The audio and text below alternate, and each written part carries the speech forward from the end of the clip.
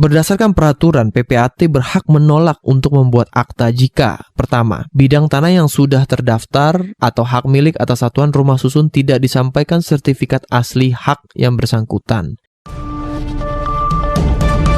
Real Estate Law Pas FM bersama Edilex dari Lex & Co. Mitra bisnis, dalam edisi kali ini saya akan membicarakan mengenai peralihan hak atas tanah. Ada beberapa hal yang perlu dipahami terkait peralihan hak karena pejabat pembuat akta tanah punya hak untuk menolak melakukan penandatanganan akte. Begitupun juga kepala kantor pertanahan punya hak untuk menolak melakukan pendaftaran jika hal-hal tertentu tidak dipenuhi. Berdasarkan peraturan, PPAT berhak menolak untuk membuat akta jika: pertama, bidang tanah yang sudah terdaftar atau hak milik atas satuan rumah susun tidak disampaikan sertifikat asli hak yang bersangkutan, atau sertifikat yang diserahkan tidak sesuai dengan daftar yang ada di kantor pertanahan. Kedua, bidang tanah yang belum terdaftar kepadanya tidak disampaikan surat bukti dan surat keterangan.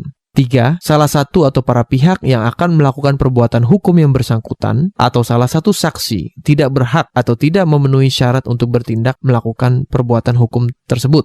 Empat, tidak dipenuhi syarat lain atau dilanggar larangan yang ditentukan dalam peraturan perundang-undangan. 5. Untuk perbuatan hukum yang akan dilakukan belum diperoleh izin pejabat atau instansi yang berwenang apabila izin tersebut diperlukan menurut peraturan perundang-undangan yang berlaku. Ini misalnya adalah diperlukannya izin lokasi sebelum melakukan pembelian tanah, atau terkait hak pakai bisa juga diatur bahwa terhadap peralihan hak pakai wajib disetujui oleh pejabat yang menerbitkan sertifikat hak tersebut. Nah, itu pun juga perlu diperoleh persetujuan sebelum PPAT membuat akte. Bahkan di luar hak pakai HGB pun dalam kondisi tertentu dengan luasan tertentu sebelum HGB dapat dialihkan maka diperlukan juga suatu izin dari pejabat yang berwenang. Selanjutnya, objek perbuatan hukum yang bersangkutan sedang dalam sengketa mengenai data fisik dan atau data yuridis. Ini tentunya masuk akal karena jika dialihkan tapi kemudian dibatalkan karena perbedaan data fisik sesuai dengan putusan pengadilan, tentunya akan merugikan pihak pembeli. Selanjutnya adalah salah satu pihak atau para pihak bertindak atas dasar surat kuasa mutlak yang pada hakikatnya berisikan perbuatan hukum pemindahan hak sebagaimana tercantum dalam Instruksi Mendagri nomor 14 tahun 1982,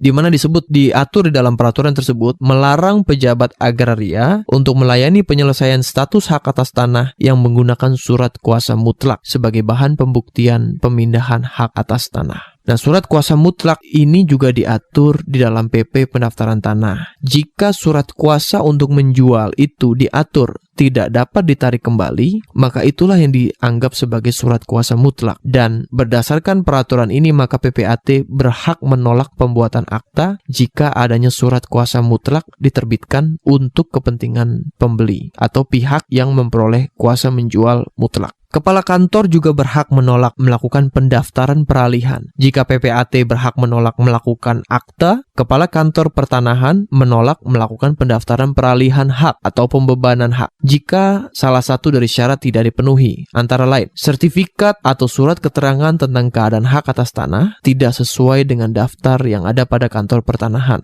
Berikutnya, perbuatan hukum tidak dibuktikan dengan akte PPAT atau kutipan risalah lelang. Nah, jadi sebelum hak atas tanah bisa didaftarkan peralihannya, tentunya harus dibuktikan dengan akte PPAT terlebih dahulu. Atau jika dibeli melalui lelang, maka melalui kutipan risalah lelang. Nah, jika kedua hal ini tidak ada, maka tentunya kepala kantor pertanahan tidak bisa melakukan pendaftaran peralihan hak. Berikutnya, dokumen yang diperlukan untuk pendaftaran peralihan atau pembebasan hak yang bersangkutan tidak lengkap. Selain itu, tidak dipenuhi syarat lain yang ditentukan dalam peraturan perundang-undangan yang bersangkutan. Juga jika tanah yang bersangkutan merupakan objek sengketa di pengadilan. Ini hal yang sama juga berlaku pada hak untuk menolak bagi PPAT. Atau berikutnya, perbuatan hukum yang dibuktikan dengan akte PPAT batal atau dibatalkan oleh putusan pengadilan yang telah berkekuatan hukum tetap. Ini maksudnya adalah jika ada suatu putusan pengadilan dengan suatu keputusan yang membatalkan akte PPAT. Apakah itu akte jual beli, akte tukar menukar, akta-akta lain yang dibuat di hadapan PPAT. Atau bahkan perbuatan hukum tersebut dibatalkan oleh para pihak sebelum didaftar oleh kantor pertanahan. Ini bisa terjadi misalnya jual beli terjadi, lalu mungkin kemudian para pihak membatalkan jual beli yang telah terjadi, maka tidak bisa lagi didaftarkan di dalam sistem pendaftaran tanah kita. Yang dengan demikian maka kepala kantor pertanahan berhak untuk menolak pendaftaran yang ada.